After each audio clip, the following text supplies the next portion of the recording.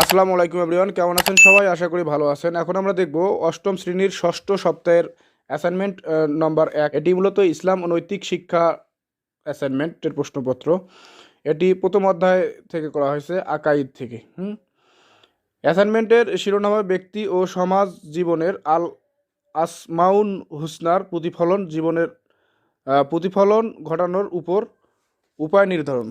হুম এখানে অ্যাসাইনমেন্টের কিছু শিক্ষণফল দেওয়া আছে। এখানে বলা আছে আল্লাহ তাআলার কতিপয় গুণবাচক নামের অর্থ ব্যাখ্যা করতে পারবে, এবং পয়েন্ট 2 বলা আছে মহান আল্লাহর গুণবাচক নামের বিবৃত গুণ বিধৃত গুণ নিজ আচরণের প্রতিফলন ঘটাতে পারবে। এখানে অ্যাসাইনমেন্ট প্রণয়নের কিছু নির্দেশনা দেওয়া আছে। এখানে বলা আছে আল্লাহ তাআলার 5টি পবিত্র গুণবাচক নাম রয়েছে, তার একটি তালিকা তৈরি করে নামের অর্থ ব্যাখ্যা করতে হবে। এবং পয়েন্ট 2 বলা আছে আল্লাহর গুণবাচক নামের গুরুত্ব বর্ণনা করতে হবে।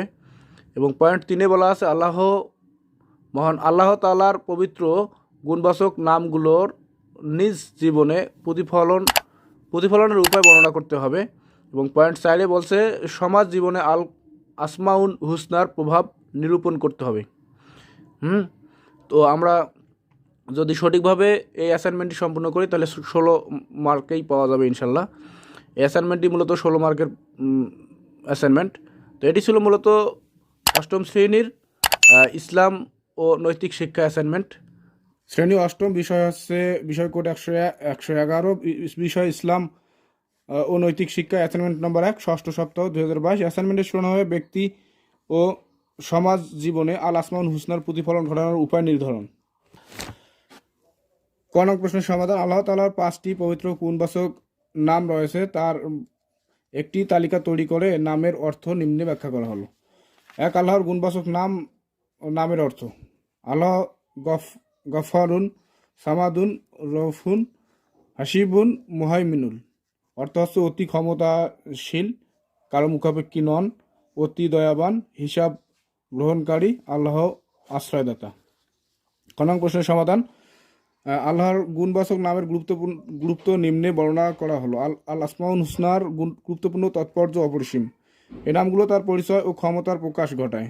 এ নামগুলোর মাধ্যমে আমরা আল্লাহ তাআলার গুণ ও বৈশিষ্ট্য জানতে পারি, ফলে তার আদেশ নিষেধ পালন করতে সহজ হয়। এই নামগুলো দ্বারা আমরা আল্লাহ তাআলাকে ডাকতে পারি। এসব নামে ডাকলে তিনি খুশি হন। এসব নাম ধরে আমরা মোনাজাত করতে পারি।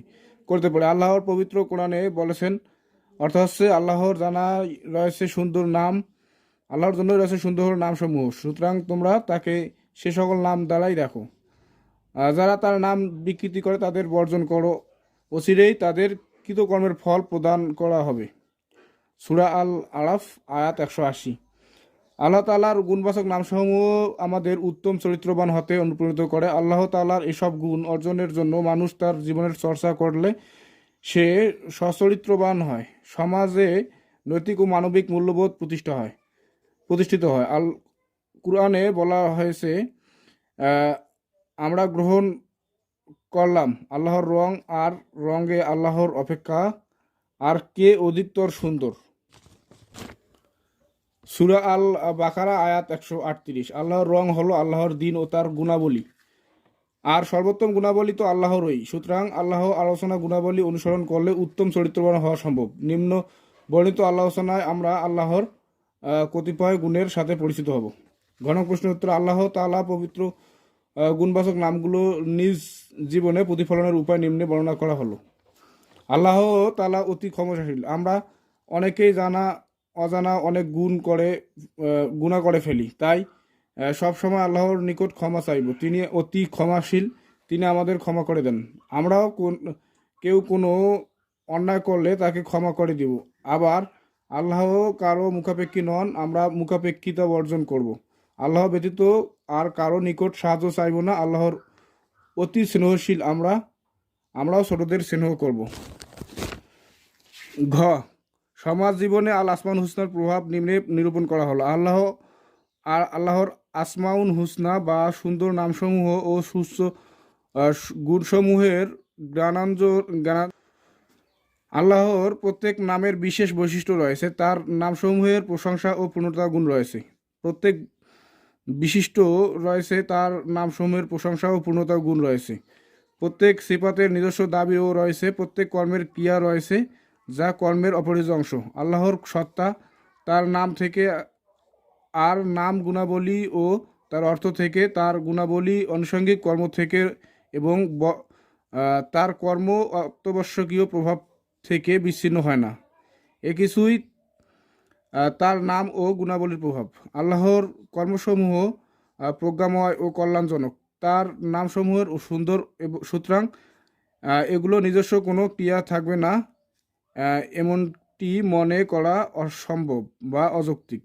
এ কারণে যারা আল্লাহকে আদেশ নিষেধ, সওয়াব ও শান্তি প্রদান থেকে বিচ্ছিন্ন থেকে নিষ্ক্রিয় সাব্যস্ত করে, আল্লাহ তাদেরকে প্রত্যাখ্যান করে। এরা আল্লাহর জন্য এমন কিছু বিষয় সাব্যস্ত করেছে যা তার জন্য যথার্থ নয়। তিনি এ সকল বিষয় থেকে পবিত্র। এমন সাব্যস্তকরণ একটি গৃহীত কাজ।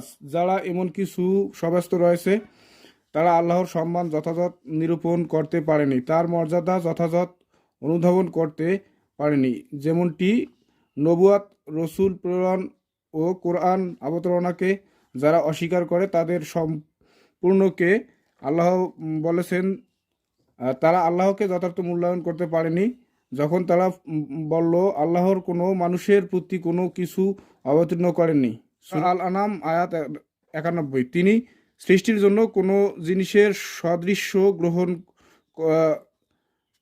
আর সৃষ্টির কোনো কিছু ও তার সদৃশ নয়। তিনি তার নাম ও গুণাবলীসমূহ সর্বদা ছিলেন এবং থাকবেন। ইমাম আবু হানিফা। এটি ছিল মূলত আজকের অ্যাসাইনমেন্ট। তো ভিডিওটি ভালো লাগলে অবশ্যই চ্যানেলটিকে সাবস্ক্রাইব করে পাশে থাকুন। ধন্যবাদ সবাইকে।